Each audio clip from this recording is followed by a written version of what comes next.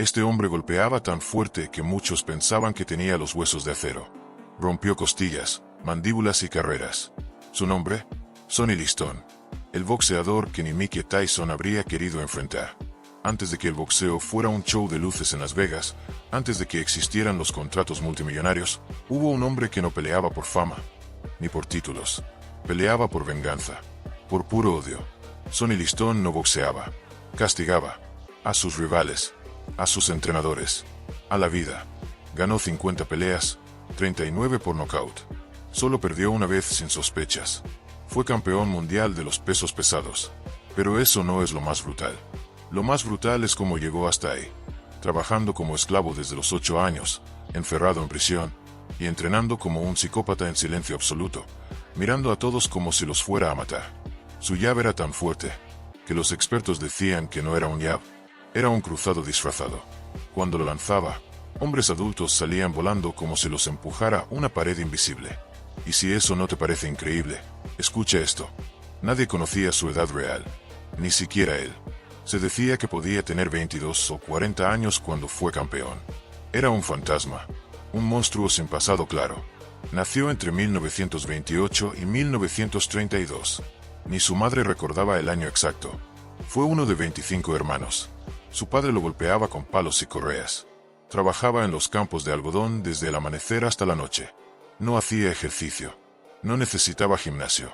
Su cuerpo fue construido con trabajo esclavo. Mientras otros niños jugaban, Sonny levantaba cubos de agua, arrastraba sacos, recogía algodón hasta que los dedos sangraban. Ahí se forjó su cuerpo. Hombros de piedra, piernas como columnas, manos enormes y llenas de callos. Esa fue su primera etapa de entrenamiento. Nadie lo preparó. La vida lo obligó a volverse fuerte o morir. Años después cayó en prisión. Pero lejos de destruirlo, la cárcel lo convirtió en arma. Ahí conoció a un sacerdote que vio en él algo distinto. Lo puso a boxear. Y ahí, sin guantes, sin sacos profesionales, sin cronómetros ni entrenadores de lujo, nació el verdadero monstruo. Entrenaba su cuello con movimientos extremos. Hacía paradas de cabeza sobre mesas, moviéndose en todas direcciones. Fortalecía la zona donde empiezan todos los golpes. Porque cuando tú lanzas un puñetazo, el cuello es la bisagra que sostiene toda la cadena de poder. Sonny lo sabía, y lo reforzó como si fuera acero. Sus entrenamientos no eran normales. Eran brutales, primitivos, peligrosos.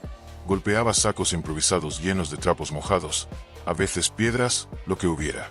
Y lo hacía por horas. No por minutos, no por rondas, por horas.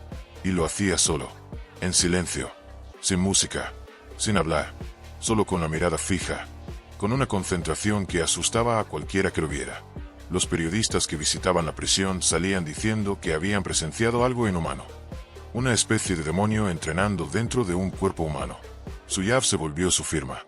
Era tan fuerte que cuando debutó como profesional, los entrenadores rivales no querían que sus pupilos lo enfrentaran. Temían que los matara, literalmente. Y no era solo fuerza bruta. Era técnica, porque cada golpe empezaba en sus pies, subía por sus piernas, giraba en su core y explotaba en su puño. No desperdiciaba energía. No fallaba golpes. Era una máquina de precisión que golpeaba como un tren sin frenos. Cuando salió de prisión, ya no era un hombre. Era un depredador con guantes. Y su rutina fuera de la cárcel no fue más suave. Al contrario, se volvió aún más cruel consigo mismo. Despertaba antes del amanecer. Corría con botas de trabajo, no zapatillas. Subía colinas con pesas amarradas a la espalda. Después, hacía cuerda por 10 o 15 rounds seguidos. No paraba. No sonreía. No pensaba en fama. Pensaba en destruir. Siempre. Sus abdominales eran de concreto. Hacía cientos de abdominales con peso todos los días. Luego, se enfrentaba al saco pesado. Pero no era cualquier saco. Usaba varios, unos extra pesados, para reforzar la fuerza. Otros más livianos, para mejorar su velocidad y precisión. Y entre cada round, lo golpeaban con una bola medicinal. En el pecho, en las costillas, en el estómago. Lo golpeaban fuerte. Y él no se movía. No gritaba. No se quejaba. Entrenaba su cuerpo para resistir el dolor como si fuera parte del aire. Pero lo más aterrador venía después, el sparring. No hacía 2 o 3 rounds con un compañero. Hacía 10, 12, a veces 15 rounds seguidos. con oponentes frescos, uno tras otro, sin descanso, como una guerra sin fin, y ninguno quería volver a subir al ring con él, porque cuando Liston te golpeaba, no querías pelear más, querías salir de ahí, o dormir, para siempre, pero lo más brutal de todo era el sparring. No hacía 2 o 3 rounds con un compañero, hacía 10, 12, hasta 15 seguidos, con rivales nuevos cada pocos minutos, recién descansados, uno tras otro. Todos terminaban con moretones, miedo, y con la decisión clara de no volver a ponerse delante de él nunca más. No era un entrenamiento, era una carnicería silenciosa. Cada puñetazo era una advertencia, cada combinación, una sentencia. Nadie quería ser su sparring 2 veces. Nadie. Y aún no hemos llegado a lo más oscuro. Así que suscríbete ahora mismo. Dale like si estás alucinando con este entrenamiento demencial. Y comenta qué parte te parece más salvaje. El castigo físico o el juego mental. Porque lo que viene ahora te va a dejar con la boca abierta. Vamos a decir ahora lo más escalofriante. Cómo usaba el silencio, la mirada y la mente como armas de destrucción. Esto no lo entrenaban los demás. Esto era solo suyo. No decía una palabra. Nunca. Entrenaba en completo silencio. Ni música, ni instrucciones, ni bromas.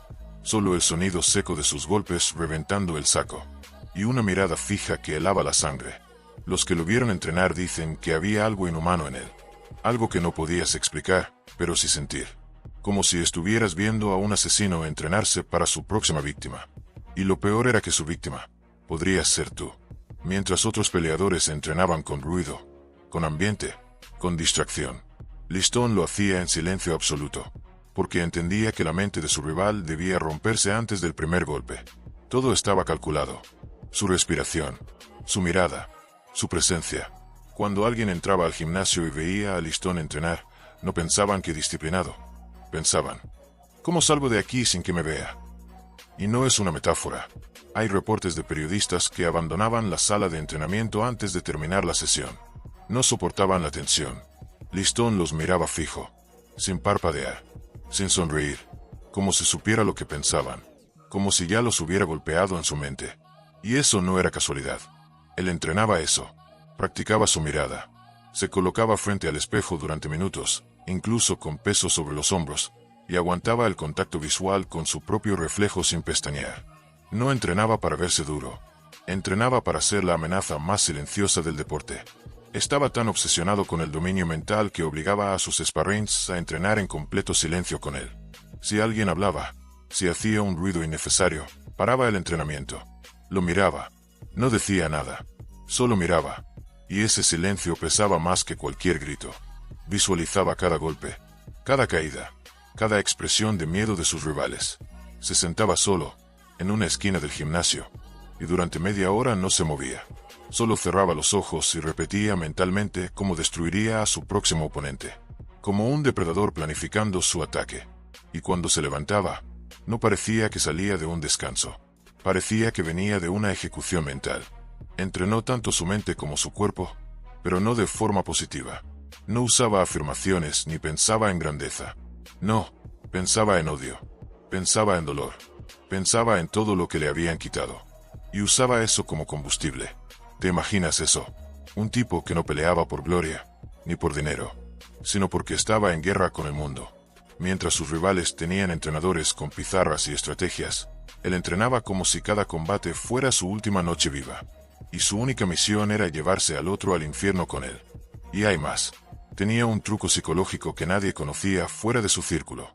Antes de cada pelea, se negaba a quitarse la bata hasta el último segundo. No para mantener el misterio, sino para que el rival no pudiera verlo completamente. No pudieran medir sus hombros, su tamaño, sus brazos. Solo lo veían cuando ya era tarde, cuando estaban a segundos del primer puñetazo. Ese impacto visual, junto con la mirada fría y la caminata lenta hacia el centro del ring, generaba un efecto, parálisis. Y en boxeo, si dudas un segundo, estás muerto. Muhammad Ali dijo una vez. Nunca vi a nadie provocar más miedo en el vestuario que Sonny Liston. Ya estaba ganando la pelea antes de que tocara la campana. Y eso lo logró con su mente. No con palabras, no con gritos, con presencia, con energía, con amenaza silenciosa. Pero no todo era psicológico. Su cuerpo tenía secretos que hoy ni los científicos entienden del todo. Por ejemplo, sus manos. Se dice que tenía las manos más grandes de la historia del boxeo pesado. Tan grandes, que los guantes debían ser ajustados especialmente. Pero eso no era lo impresionante. Lo impresionante es cómo las había construido. No entrenaba con guantes al principio, ni siquiera vendas. Golpeaba directamente con los nudillos. Contra sacos de arena, contra paredes, contra troncos. Lo hacía para sentir la conexión directa con el objetivo. Porque cuando usas guantes, pierdes sensibilidad. Pero cuando golpeas sin nada, cada error, cada mala técnica, te duele. Y eso lo obligaba a afinar cada movimiento, cada centímetro. Porque sabía que el poder no está solo en la fuerza. Está en la precisión. Él golpeaba como si fuera un disparo. Una bala bien dirigida. Y ese poder lo entrenaba de formas que hoy ningún boxeador se atrevería a imitar. Hacía flexiones con los puños apoyados en piedras. Golpeaba sacos colgando desde árboles, que no se movían como los de gimnasio. Y caminaba durante horas con los puños apretados, para fortalecer cada músculo de sus manos. Todo su cuerpo era funcional. No era un físico de revista. Era un cuerpo hecho para resistir balazos. Para sobrevivir golpes que romperían a otros. Para seguir de pie cuando nadie más podía. Y todavía no hemos hablado de lo que pasaba cuando le llegaba el golpe. Porque sí, también recibía. Y ahí es donde se separaba de los demás. No esquivaba. No se cubría con miedo. Recibía los golpes. De frente. Como si no sintiera nada. Como si fueran gotas de lluvia. Los entrenadores de otros boxeadores decían que enfrentarlo era como pegarle a una pared de concreto que encima te respondía con un mazo en la cara. ¿Sabes por qué? Porque entrenaba para recibir el dolor como parte del entrenamiento. No lo evitaba. Lo buscaba. Lo necesitaba. Uno de sus métodos más aterradores era el entrenamiento con balón medicinal. No una vez. No como complemento. Diario. Y no solo en el abdomen. Le golpeaban las costillas, el pecho, los hombros, incluso la parte baja del estómago. Fuerte. Rápido. Decenas de veces seguidas. Mientras él se mantenía completamente inmóvil. Nada de gritar, nada de encogerse. Como una estatua. Como si el cuerpo ya no le perteneciera. Y no era por mostrar dureza. Era por acostumbrar al cuerpo al impacto real. Porque en el ring no hay almohadones. Hay puños de 90 kilos lanzados con rabia. Además, se metía en duchas frías hasta que la piel se ponía morada. Aguantaba. Luego salía y hacía abdominales con discos de hierro en el pecho. No paraba ni para secarse. Porque su lógica era simple. Si tu cuerpo se rinde con el frío, con el cansancio o con el dolor, no merece ganar. Uno de sus ejercicios más extremos fue el de cuerpo de piedra. Literal. Se colocaba contra la pared, recto, mientras los hombres le lanzaban golpes al torso. Uno desde cada lado. Por turnos. Como metralla humana. Él solo respiraba. No respondía. No se defendía. Solo resistía. Porque para Liston, la defensa no era cubrirse. Era ser más duro que el que te golpea. Y lo más escalofriante, sonreía después. Muchos pensaban que era una burla. Pero no. Era porque había cruzado un umbral. Un punto donde el dolor ya no se registraba como amenaza. Era parte del proceso. Parte del ritual. Y no lo hacía solo para aguantar. Lo hacía porque sabía que si un rival te golpea con todo y tú sigues de pie, ese rival ya está derrotado por dentro. Y Sonny jugaba con eso. Le gustaba provocar una ilusión en sus oponentes. Al principio, los dejaba creer que podían tocarlo. Que podían golpearlo. Les daba confianza. Y justo cuando pensaban que podían intercambiar golpes, respondía con una combinación que los dejaba sin aire, sin equilibrio, sin alma. Era un cazador paciente. Sabía que la confianza mata. Y él, con su resistencia inhumana, convertía el exceso de confianza de sus rivales en su mayor arma. Pero no entrenaba solo el cuerpo para resistir. También reforzaba su sistema nervioso con ejercicios que hoy serían considerados tortura. Por ejemplo, entrenaba la respiración bajo presión. Se sumergía en cubas de agua helada y aguantaba la respiración con pesas en las manos. Salía y se iba directo al saco. El cuerpo tiritando, los músculos tensos. Pero él seguía, golpeando, con precisión quirúrgica. Era como si el sufrimiento lo volviera más fuerte. Como si cuanto peor estuviera el entorno, más poder encontrara en su interior. Como si el dolor lo despertara. Y eso lo hizo casi invencible. Pero lo que de verdad lo convertía en un monstruo completo, era que, Incluso después de toda esa tortura física, mental y emocional, todavía tenía tiempo para espiar a sus rivales, estudiarlos, imitarlos, predecirlos. Sonny Liston no solo entrenaba como un asesino, también pensaba como un estratega. Veía grabaciones en silencio, sin tomar notas, solo observando, memorizando los tics, las rutinas, las reacciones, los errores. Sabía qué combinación lanzar antes de que su rival la pensara. Sabía cuándo se iban a cubrir, cuándo iban a fallar, cuándo se estaban cansando. Y luego, los remataba. No de forma caótica, no como un loco descontrolado. Lo hacía paso por paso, como un cirujano con sed de sangre. Y eso es lo que lo separa de todos. Y aún no hemos hablado de sus derrotas más polémicas. Porque sí, Liston cayó. Pero ¿fue real? ¿O fue un montaje? ¿Fue vencido o fue obligado a perder? ¿Hizo trampa? ¿Fue amenazado?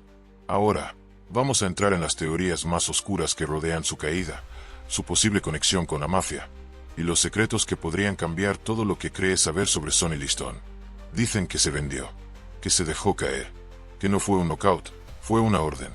Y lo peor es que puede que sea verdad. La pelea contra Muhammad Ali, en 1965, quedó marcada por uno de los momentos más polémicos de la historia del boxeo, el famoso Phantom Punch. Un puño que nadie vio. Un golpe que, según muchos, ni siquiera conectó. Pero Sonny cayó, como si le hubieran disparado. Las cámaras lo muestran en el suelo. Ali, confundido. El árbitro, sin saber si contar o no. El público, gritando sin entender. ¿Fue un teatro o fue un caos real? Pero nadie lo sabe con certeza. Ni hoy. Y ahí empezó todo. Las teorías, los susurros, las amenazas. Porque lo que casi nadie te cuenta es que Sonny Liston tenía enemigos fuera del ring. Enemigos de verdad. Gente que no perdona. Gente que controla resultados, carreras, vidas. La mafia. Liston estaba conectado con figuras del crimen organizado desde antes de ser campeón. Su manager original, Frank Blinky Palermo, era un mafioso condenado. No era una sospecha, era un hecho. Y el contrato de Liston estaba en sus manos. Eso significa que cada pelea, cada bolsa de dinero, cada victoria, pasaba primero por las manos de la mafia. Y si ellos decidían que debía perder, perdía. Punto. Liston era fuerte, pero no era tonto. Sabía que si decía que no lo iban a suspender. Lo iban a desaparecer. Algunos periodistas de la época afirmaban que la segunda pelea contra Ali no fue una pelea. Fue una entrega. Que Liston no cayó por el golpe, sino por la presión externa. Porque alguien poderoso le dijo: esta vez pierdes, o pierdes la vida. Y eso lo cambia todo. ¿Era un cobarde? No, ni cerca. Era un animal salvaje. Pero hasta el más fiero de los leones puede agachar la cabeza cuando hay una pistola apuntando a su familia. Otros creen que fue una mezcla de ambas cosas, que realmente estaba asustado, que Ali lo desconcertó, y que no entrenó con la misma intensidad. Pero la caída fue demasiado rara. Su cuerpo cayó como si lo empujaran desde atrás. Su brazo quedó doblado, su cuello tenso, como si lo estuviera actuando. Pero hay más. Después de esa pelea, su carrera cambió. Nunca volvió a ser el mismo, ni en el ring ni fuera de él. Se alejó de los focos. Empezó a rodearse de tipos extraños, a vivir como alguien que sabía demasiado. ¿Y qué pasa con la gente que sabe demasiado? Exacto. En 1970, Sonny Liston fue encontrado muerto en su casa.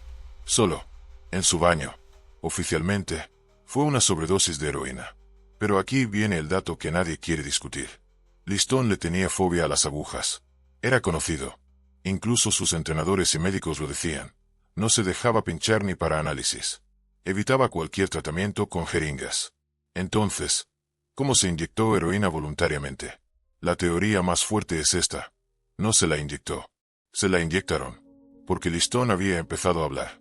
Empezaba a decir que lo habían obligado a perder. Que no le pagaban lo prometido. Que sabía cosas que no debía saber.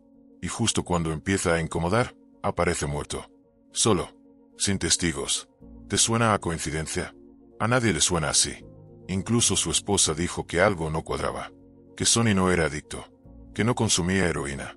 Que estaba bien unos días antes. Feliz. Planeando nuevas peleas. Y de pronto, muerto. Silencio. El informe oficial cerró el caso rápido. Demasiado rápido. Pero para los que conocen el boxeo de verdad, Sonny Liston no murió por drogas. Fue callado. Fue silenciado. Porque lo que representaba era un problema para muchos. Era un hombre que no debió haber llegado tan lejos. Un exconvicto. Negro. Sin educación. Sin pasado claro. Y aún así, se convirtió en campeón del mundo. A base de golpes, sangre y miedo. Eso, en los años 60, era demasiado. Para demasiada gente. Y aunque nunca lo dijeron oficialmente, el mundo del boxeo le dio la espalda. Lo borraron de los libros. Lo convirtieron en una sombra. Hoy casi nadie habla de él. Porque su historia incomoda. Porque su final asusta. Pero nosotros estamos aquí para decirlo todo. Y aquí no termina. En la última parte del vídeo, ahora, vas a descubrir la razón por la que, incluso muerto, Sonny Liston sigue siendo un misterio. El último secreto. Lo que encontraron en su casa. Lo que dejó escrito. Lo que algunos creen que fue su mensaje final. Y por qué, aún hoy, algunos dicen que no murió ese día. Que alguien más murió en su lugar. Hay cosas que nunca cuadraron. Ni con su muerte, ni con su vida. Ni con su récord, ni con su legado. Sonny Liston fue una anomalía. Un error en el sistema. Y por eso lo borraron. Pero no pudieron enterrarlo del todo. Cuando lo encontraron muerto, su casa estaba intacta. Sin signos de violencia. Sin objetos robados. Pero había algo raro. La puerta principal estaba cerrada con llave desde adentro. Y no había jeringas a la vista. La policía lo llamó muerte por sobredosis. Pero en la escena no encontraron ni una sola marca en sus brazos. Solo un pequeño pinchazo en el muslo. Y una aguja tirada, demasiado lejos del cuerpo como para que se la hubiera quitado él mismo. ¿Quién estaba ahí? ¿Por qué entró? ¿Qué hizo? Y sobre todo, ¿qué quería silenciar? En su escritorio había una libreta. Una agenda que hoy está desaparecida. Según su esposa, ahí Sonny había empezado a anotar nombres, lugares, fechas. No dijo mucho. Solo le advirtió: si me pasa algo, no fue por accidente. Ese cuaderno nunca apareció. La policía dijo que no tenía valor. Pero los que conocían a Liston aseguran que tenía pruebas. Que estaba empezando a hablar. Y que esa libreta era la amenaza final. Y aquí va algo aún más loco. Hay personas que afirman que el cuerpo que encontraron no era el suyo. Que lo cambiaron. Que su muerte fue un montaje para sacarlo del mapa. Que fingieron su caída. Y lo desaparecieron con una nueva identidad. Fantasía. Tal vez. Pero en los años 80, hubo reportes de un hombre idéntico a Sonny entrenando boxeadores jóvenes en México. Con el mismo tatuaje. La misma cicatriz en la ceja. La misma mirada. Nunca dio su nombre. Nunca aceptó entrevistas. Desapareció en 1992. Sin dejar rastro. ¿Era él? ¿O era solo una sombra más? No lo sabemos. Nadie lo sabe. Lo que sí sabemos es esto. Liston no fue solo un boxeador. Fue un monstruo creado por la injusticia. Por el odio. Por la violencia. Y por una voluntad que ni la cárcel, ni la mafia, ni la muerte pudieron destruir por completo. Fue un campeón que nunca encajó. Y quizás por eso fue más real que todos los demás. Porque no buscó ser amado. Ni querido. Ni recordado. Solo buscó venganza. En cada golpe. En cada mirada. En cada segundo sobre el ring. Y si hoy se habla más de Ali, de Tyson, de Foreman, es porque la historia fue escrita por los que sobrevivieron al sistema. Liston no sobrevivió. Él lo enfrentó de frente. Lo retó. Y desapareció. Pero su leyenda sigue ahí. Escondida entre rumores, golpes imposibles y silencios demasiado largos. Si has llegado hasta aquí, es porque esta historia te ha volado la cabeza. Así que suscríbete ahora mismo, porque cada semana subimos historias igual de locas, igual de reales, igual de olvidadas. Dale like si crees que Sonny Liston fue uno de los más grandes de todos los tiempos. Y comenta, ¿fue asesinado? ¿Fue una trampa? ¿O fingió su muerte para escapar? Aquí no paramos. Esto fue solo una de muchas. Porque mientras todos te cuentan lo bonito, nosotros te vamos a contar la verdad. Nos vemos en el siguiente video.